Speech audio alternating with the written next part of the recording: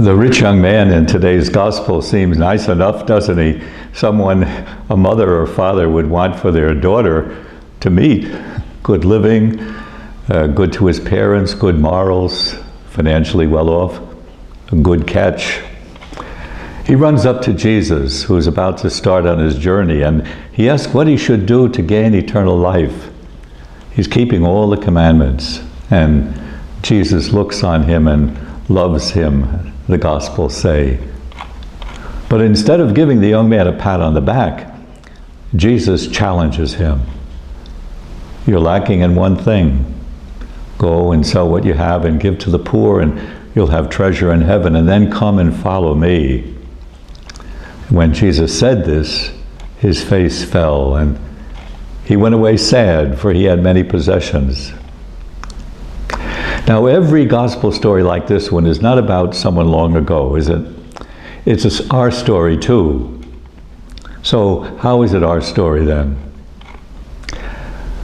Jesus is setting out on a journey. Our gospel begins. That's the journey to the kingdom, to his Father's house.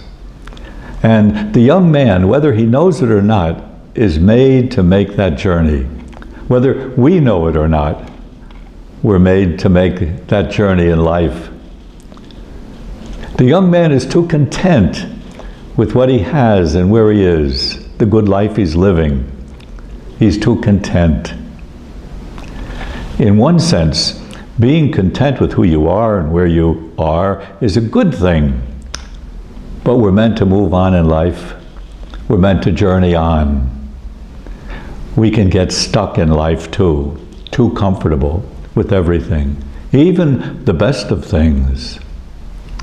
And that's where the young man seems to be, too comfortable.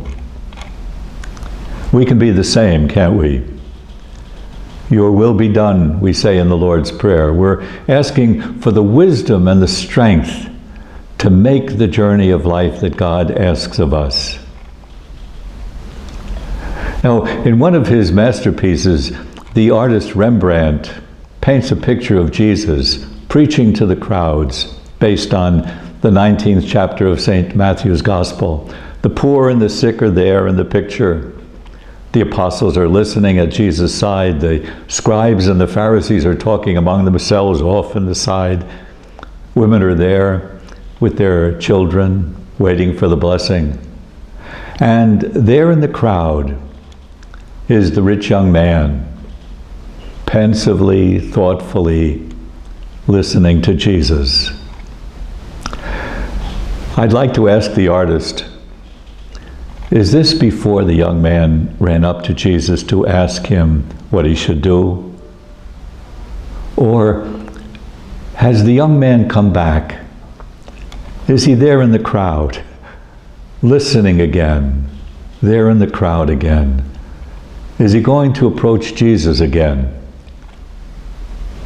I know the gospel doesn't tell us that, but our understanding of God's mercy does. Would God never call the young man again? That's not the way God's mercy works.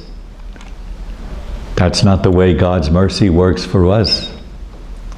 It's there calling us to follow, to put aside what God asks us to give, to follow the Lord on the journey to a life beyond what's here and now.